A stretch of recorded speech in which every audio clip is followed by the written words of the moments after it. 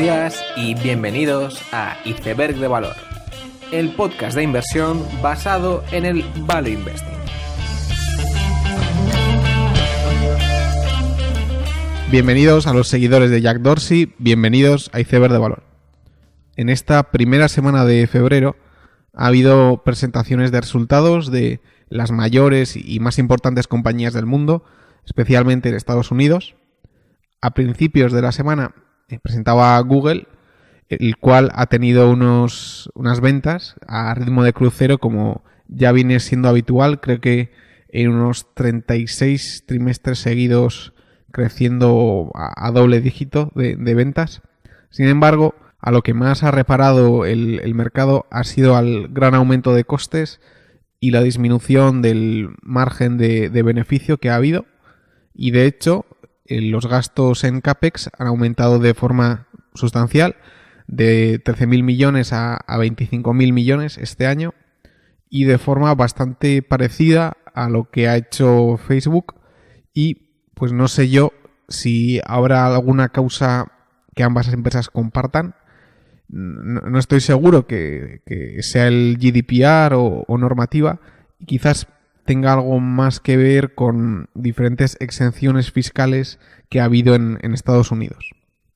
También presentaba esta semana Match Group, que es la compañía que es propietaria de Tinder, y tenía unos comparables bastante exigentes, ya que se había introducido Tinder Gold el año pasado y la verdad es que este último trimestre se esperaba un poco más difícil de mejorar, pero lo han hecho bastante bien.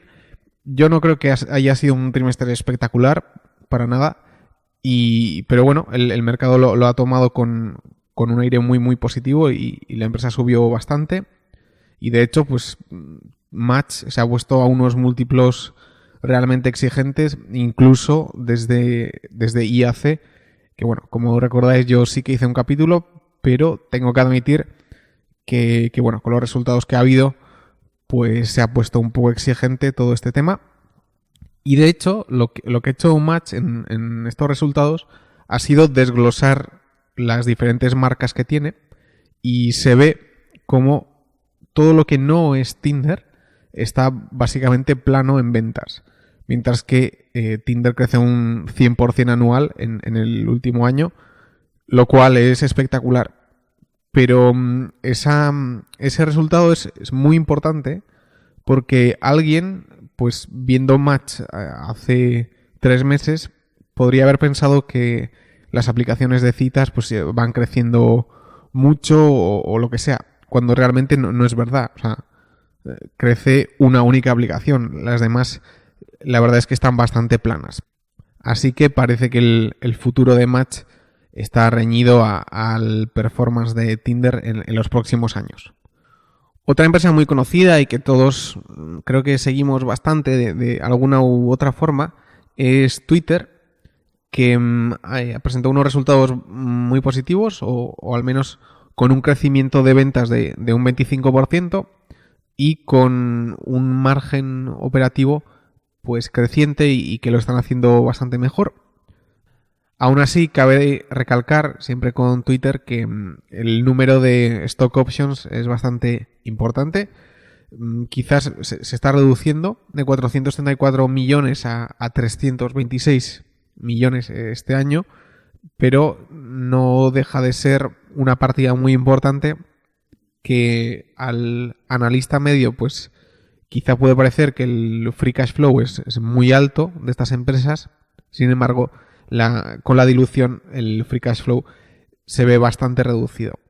Aún así, Twitter sigue siendo una empresa muy interesante y que me parece importante analizar, ya que es una empresa que tiene una gran relevancia social, por así decirlo. O sea, el presidente de Estados Unidos está amenazando a otros países desde Twitter. La gente consume noticias a través de Twitter y aparecen las noticias de forma constante.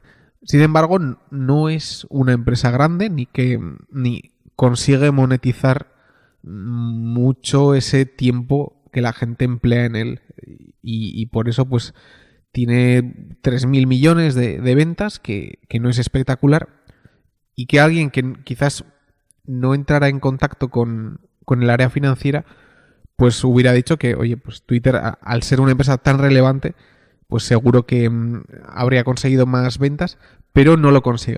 Y es por ello que es una empresa tan interesante de analizar.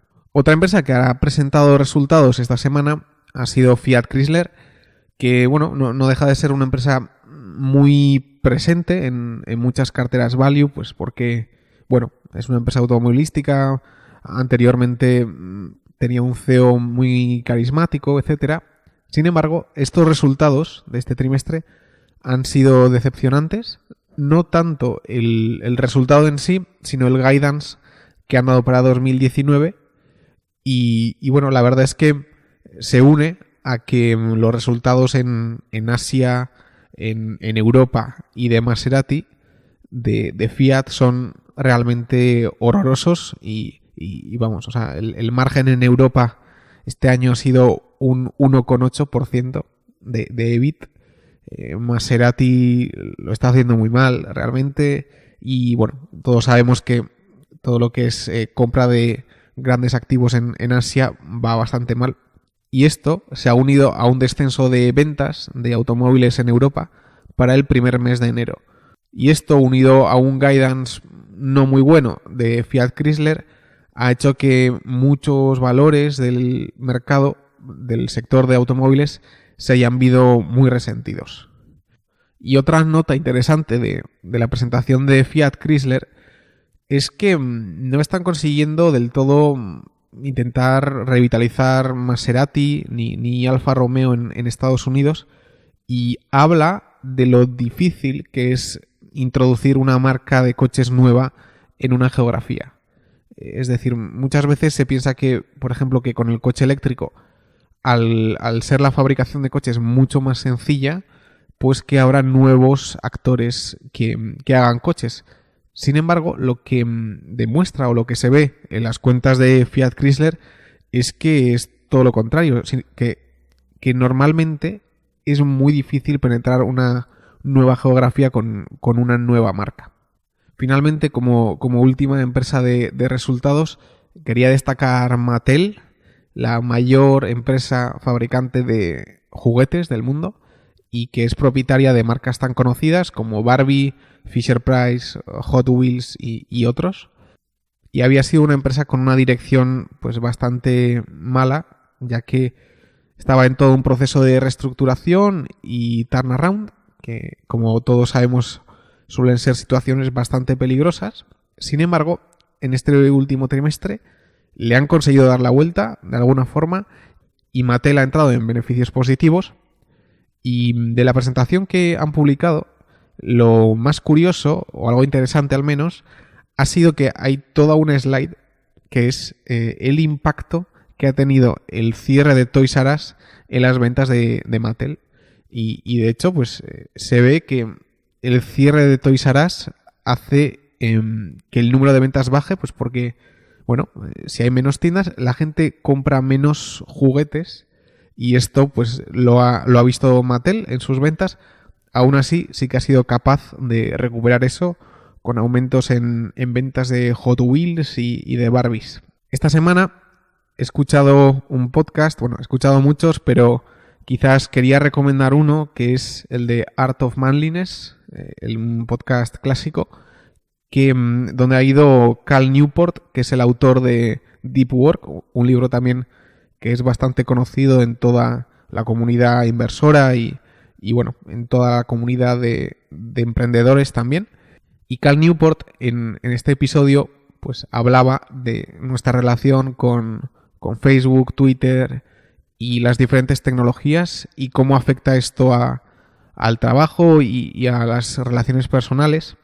Y creo que de alguna forma aplica a inversiones, ya que, bueno, no en sí la inversión no debería ser algo adictivo de alguna forma, pero el ver los valores día a día y bueno, ver variaciones en rojo, en verde, pues sí que tiene cierto aspecto de adictivo, y creo que muchas de las lecciones que se mencionan en este podcast son aplicables a la inversión, ¿no? Y de hecho, me parece interesante la reflexión que hacía en cuanto a por qué la gente, habiendo muchos restaurantes de comida rápida, por ejemplo, no engorda mucho o no se pone a comer un montón, ya que, bueno, pues es una comida que a todos nos gusta y bueno, ¿por qué no sucumbimos a ello? Y lo que él decía es que muchas veces las personas desarrollan una filosofía en torno a estos aspectos. Pues hay gente que se hace vegana o bueno, se autoimpone ciertas reglas que hacen que no sucumban a esa facilidad de, bueno, pues voy a comerme una hamburguesa.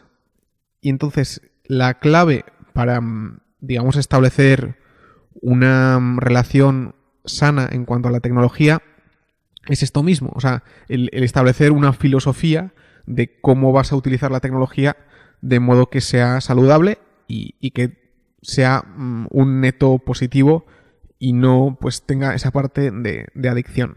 Por último, quería mencionar una nota breve sobre Fat Brands. Ya sabes que yo no suelo hacer en general ningún update, ni suelo comentar las inversiones que yo hago, ni nada. Y no me gusta hacerlo, ni creo que es mi papel, y que creo que cada uno tiene que hacer su trabajo y buscar información sobre sus inversiones. Sin embargo, esta vez creo que lo debería mencionar, y es que Fat Brands pues, se ha convertido en una situación bastante oscura y que es bastante difícil de entender, ya que, pues bueno, hace unos 4 o 5 días se emitió una refinanciación de su deuda a un tipo muy alto, a un 20%, lo cual no necesitaban, pues porque la anterior deuda no amortizaba hasta el 2020. Así que no se entiende eso por qué lo han hecho. Además, pues han dado un dividendo que es un scrip dividend que realmente no hace nada. Y todo esto lo han hecho pues en un mar de buenas noticias públicas y por otro lado pues mandan a la SEC un 8K con esta refinanciación que es algo tan negativo. Y eso ya pues es un número de banderas rojas bastante importante, ya que, bueno, si alguien, o sea, si una compañía confiesa que tiene algún problema o lo dice de forma honesta, es algo que a mí me gusta y me da seguridad. Sin embargo, una compañía que esté dando todo el rato noticias positivas en público y que luego pues manda a la SEC un documento importante y que bueno, hace señalar que algo pasa ahí, pues es una actitud que no me gusta y bueno, la verdad es que Fat Brands se ha puesto en una situación un poco oscura. El capítulo de esta semana va sobre Jack Dorsey, que no sé hasta qué punto es conocido por el público español, y es el CEO de Twitter y de Square, que ya es decir, o sea, ser CEO de dos compañías muy grandes y muy importantes, pues tiene cierto mérito. Y es un personaje bastante curioso, ya que en muchas de sus charlas no habla de tecnología, sino que habla de arte, punk o política, lo cual lo hace pues un personaje bastante curioso como he mencionado. Y de hecho, él cuenta su biografía, bueno, todavía tiene unos 42 años, es bastante joven, pero cuando cuenta pues cómo empezó en el mundo del emprendizaje y similares, pues él trabajó bastantes años como programador en varias compañías y ahí adquirió mucha de la experiencia que le sería necesaria en los años siguientes, pero en cierto punto comenzó a tener problemas o diferentes daños en su muñeca, lo cual pues se empezó a interesar por ese mundo y entonces vio que bueno, un masajista le podía ayudar.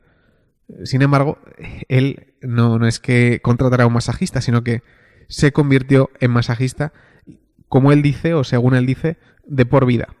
Así que, bueno, el actual CEO de Twitter y de Square iba para masajista, lo cual es muy interesante. Sin embargo, mientras tenía este trabajo de masajista, al final acabo aplicando por un empleo en Odeo, que era una empresa de podcasting, curiosamente, que hacían herramientas para gente que hacía un podcast, pues para que se pudiera subir muy rápido a la web o diferentes herramientas que eran útiles.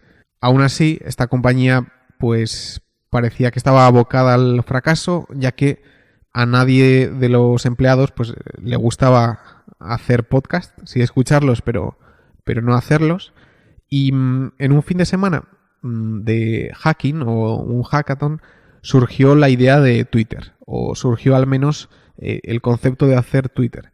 Y es que de hecho el propio Jack Dorsey tenía una idea similar a Twitter ya desde el año 2000 y lo intentó hacer con BlackBerrys y el email de sus compañeros y amigos.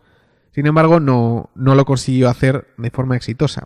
Y bueno, era pues porque nadie tenía una BlackBerry, solo él. Además, el correo pues no era el medio más adecuado para decir que estabas en el cine.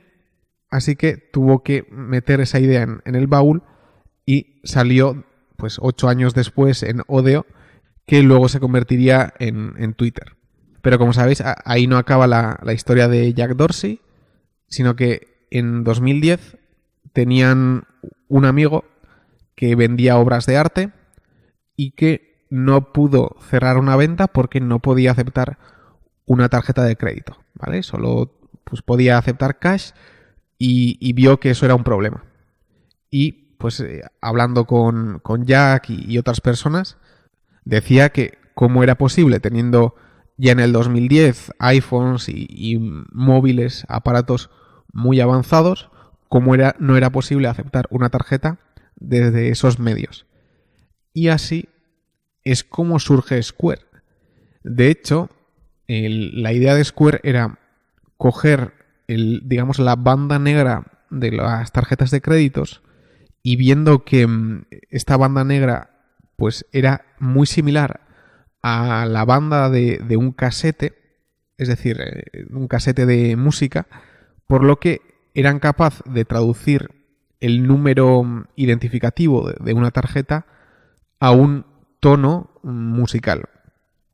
Y entonces, utilizando pues el audio jack del iPhone, fueron capaces de hacer un pequeño instrumento que era capaz de leer esa banda de tarjeta de crédito, traducirla a un audio de música que tenía, digamos, encriptado de alguna forma un número el número identificativo de esa tarjeta, iba por el audio jack y se transfería al móvil, y con este pequeño hack consiguieron crear el primer instrumento de Square, que es precisamente un pequeño cacharro cuadrado, y de ahí viene el nombre de la empresa Square. Y lo curioso de esto es que Jack Dorsey tenía pues bastantes deudas con sus tarjetas de crédito y no le gustaba la industria de préstamos y todo este tipo de tarjetas de crédito. Y de esta forma surgió Square, que permitía aceptar pagos a locales pues mediante un iPad o un iPhone, y así extender el uso de estas tarjetas en múltiples establecimientos que antes quizás no lo tenían de forma tan simple. Aún así, lo curioso o lo más interesante es que no solo se quedaron en el hardware, sino que vieron que un registrador, un cash register, pues era un instrumento bastante malo para registrar el número de compras que se compraba, y que, bueno, pues no era el instrumento adecuado para almacenar datos.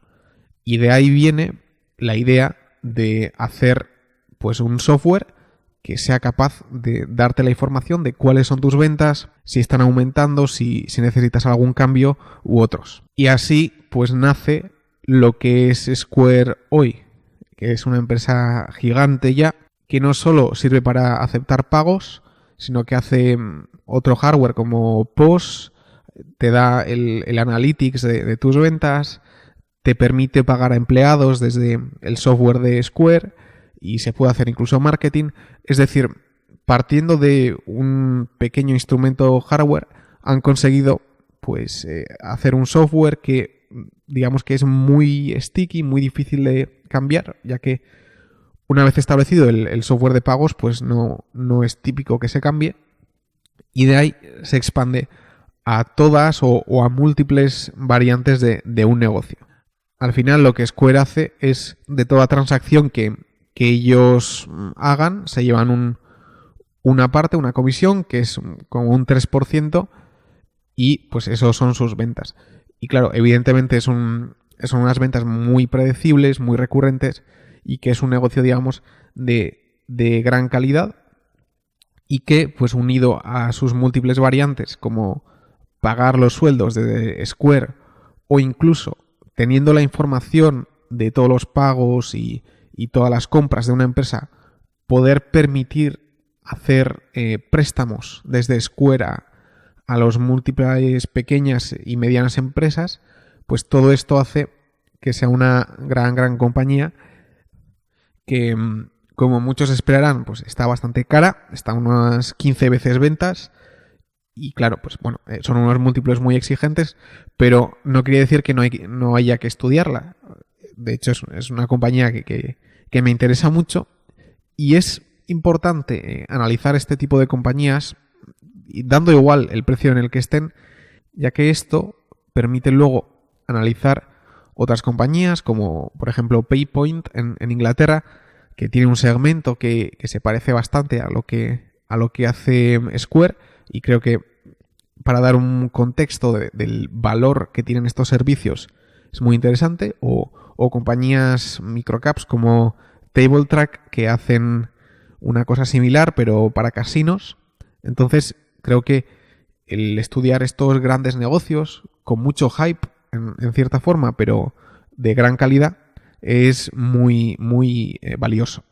Pero lo que quiero transmitir en este podcast no es tanto eso, no quiero transmitir el valor del estudio de empresas muy caras, sino plantear la pregunta de si Jack Dorsey es un outsider. En el libro de Outsiders se selecciona a diferentes CEOs que tienen unas cualidades características que son pues muy centrados en el ROCE, en el flujo de caja libre, en aumentar márgenes, en recompras de acciones, no emitir dividendos, siempre pues exceder el guidance y similares. Y esto es lo que se define como outsider. Sin embargo, mi pregunta es, ¿Jack Dorsey es un outsider o no? Y creo que al menos no se ajusta a lo que se define como outsider. Él no compra acciones ni se fija en los márgenes. Twitter ha tenido pérdidas durante 10 años. Square tampoco ha sido especialmente profitable. Entonces, ¿qué es Jack Dorsey, verdad? O sea, ¿es un outsider? Pues bajo esos criterios no. Pero evidentemente una persona que ha sido capaz de formar dos compañías inmensas como Twitter y Square, pues sí que es bastante buen gestor. Y es que las cualidades que una persona necesita para centrar una empresa, reestructurarla, bajar costes y aumentar márgenes, son diferentes a las cualidades que uno necesita para fundar una empresa, expandirla a industrias adyacentes y similares. Y de la misma forma que pues 3G pues quizás sean buenos en optimizar empresas, quizás no hayan hecho nada muy innovador en su vida. Mientras que Jack Dorsey tenía deudas con sus tarjetas de crédito, se metió a masajista, tiene tatuajes y es la primera persona con piercing que ha hablado en el Congreso de Estados Unidos, pues quizá esa persona que no pasa por el filtro de outsider clásico, pues quizás sí que sea un buen CEO. Y de la misma forma que Elon Musk tiene más banderas rojas que un matador, pues quizá pues sí que consiga sacar adelante sus diferentes empresas. Así que, bueno, quizás el lema de este capítulo, lo que quería transmitir, es que los buenos CEOs pueden tener características muy diferentes e incluso características que a primera vista no son evidentes y que puede parecer que estén quemando dinero. Sin embargo, para diferentes etapas de una empresa se necesitan características diferentes y bueno, para optimizar quizás no se necesite intuición ni empatía, pero sí para fundar o para expandir a diferentes verticales. Y con esta pequeña lección que saco yo, termino el capítulo. Espero que os haya gustado. Dadle like en iVoox y en YouTube. Escribid algún comentario. Nos vemos la siguiente semana y seguid aprendiendo.